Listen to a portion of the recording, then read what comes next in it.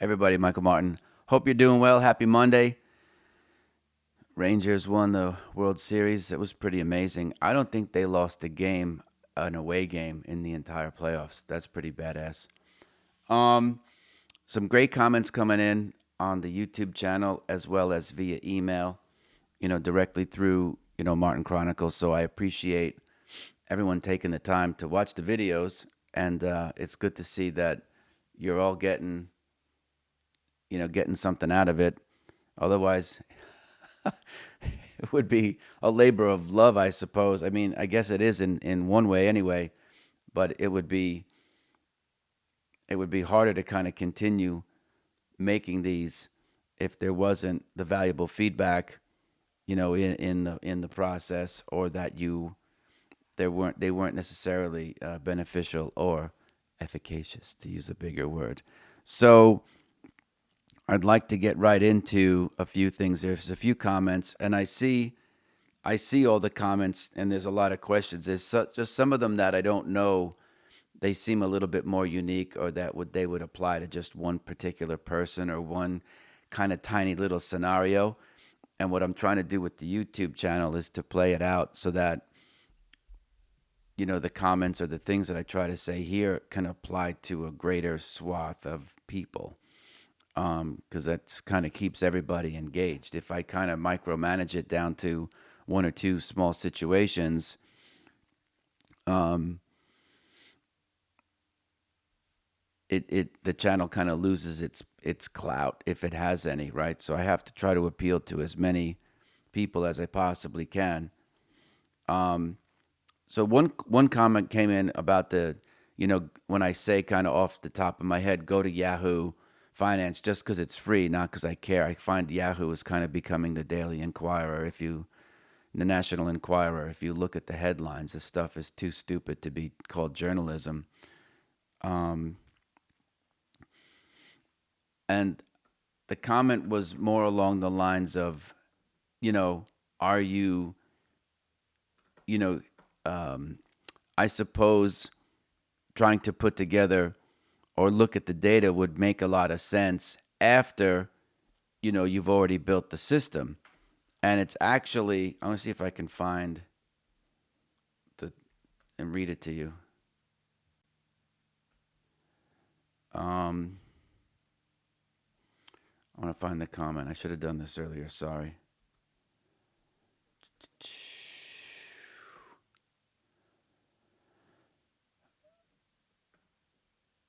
Um, yeah, I can't find it. Anyway,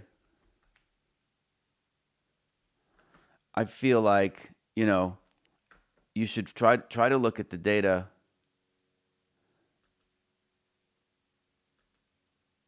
You should try to look at the data first. I don't think you need to be Joe expert chart reader before you look at the data. The whole point of building a systematized set of rules, which you can deploy with or without like an engine, like trading blocks or Mechanica.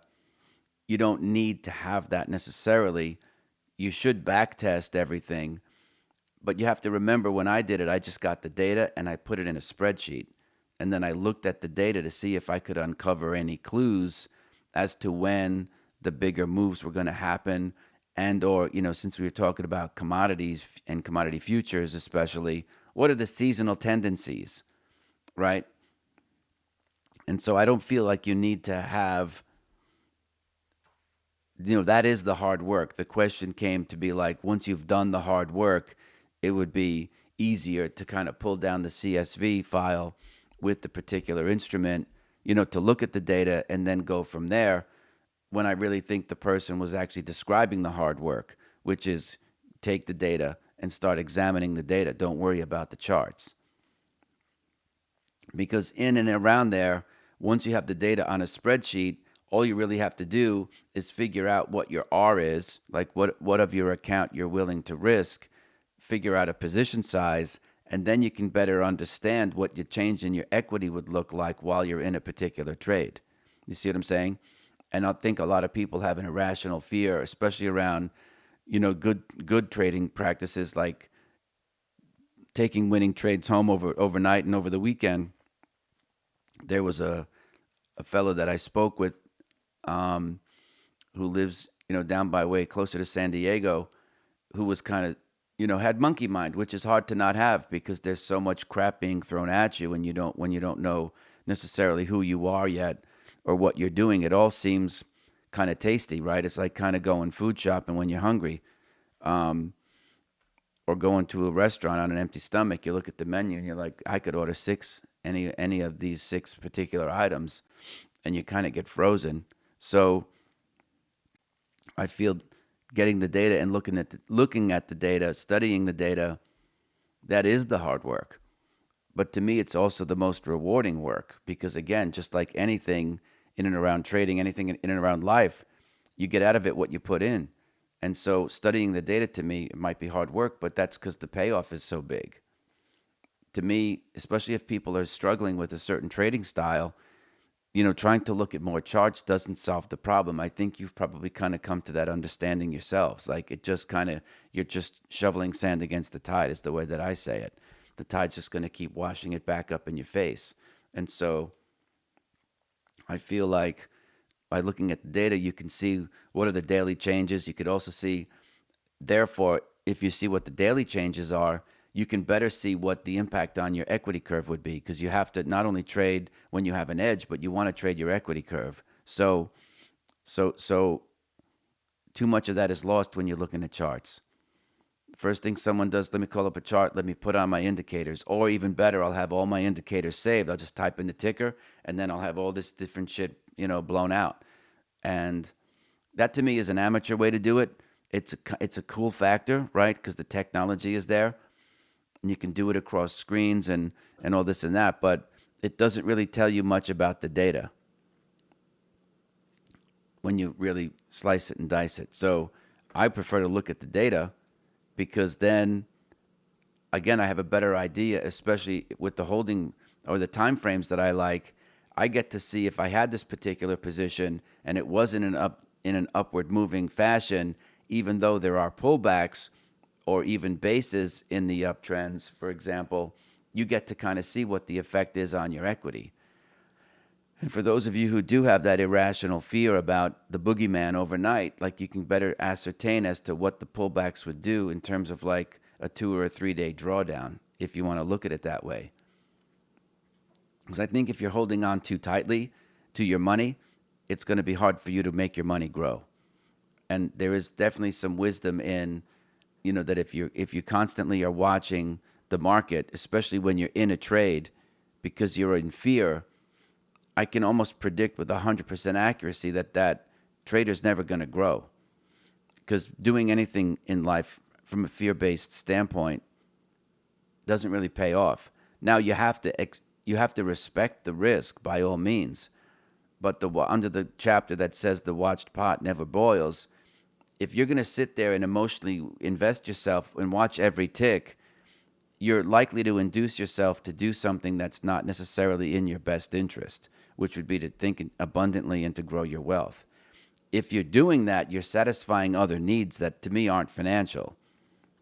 You're using the math and the numbers to make a decision that satisfies you emotionally.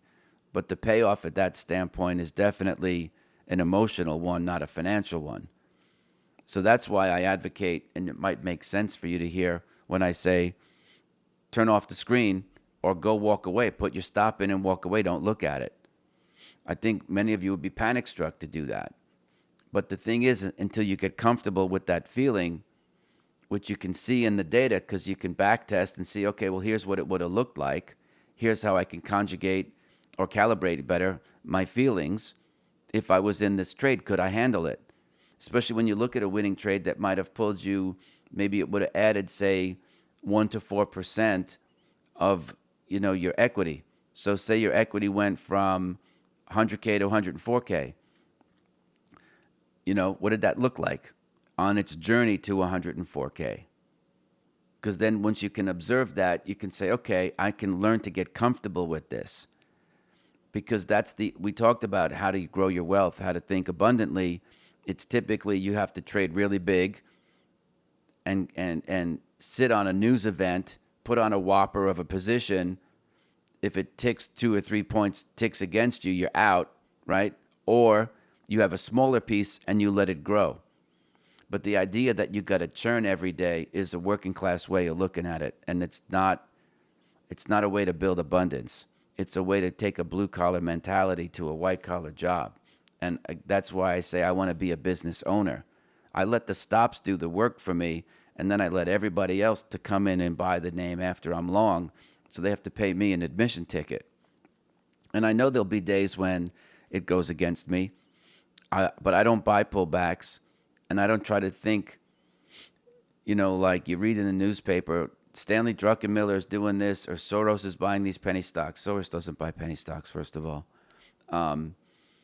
But so those are the assholes that are writing that bullshit on Yahoo, right? That's retail, really schlocky kind of stuff. So don't buy crappy stuff. Buy quality, and buy it when it's going up.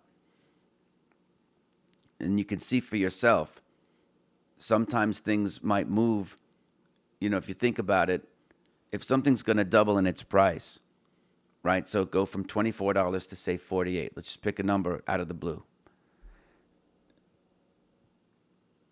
In order for it to go to 48, it has to have gone through 36, which is a 50% move.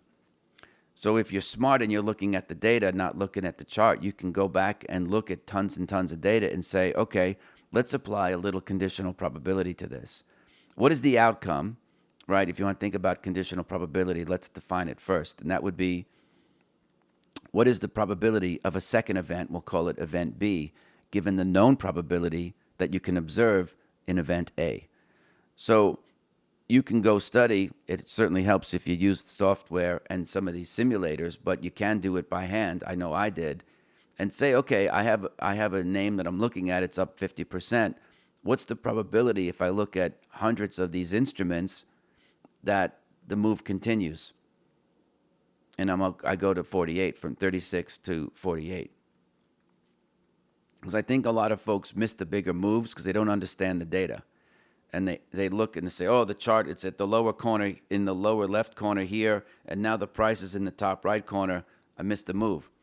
And they don't envision that the thing can kind of go through the top right corner, the northeast corner, the top right quadrant, because of limiting beliefs, maybe anchoring, which is a psychological term. But that's where the winners are. So discretionary chart readers, if you're struggling, look at the dailies and the weeklies, and if it's not in the top right corner, it's not a buy. Don't worry about making nickels and dimes in rallies and in downtrends. That's chump change. You want to get paid. I think you do anyway. You don't want to be cute and be like, yo, I just nailed this trade. So anyway, think about that, looking at the data, because it could also better help you calibrate when you see the numbers. See, like, okay, I went from 100K to 99,700, 99.5. Then it came back up to 99.8. Then it was at $200,000. Then it went to 101,000, came back to $100,800. And so you can kind of see the thing ebb and flow on its way up, which is kind of characteristic of up moves, and that the thing moves up and down in an upward fashion. So your job is to find the stuff that has positive slopes and have a position size on that's congruent with your temperament, your personality, your understanding of the markets, and your tolerance for risk. And you can see that on the data. You really can't see that on the chart. The chart speaks to the instrument's behavior. The data can help you speak to your behavior. I'll leave you with that. Thanks very much for being here and making comments, and I will see you tomorrow.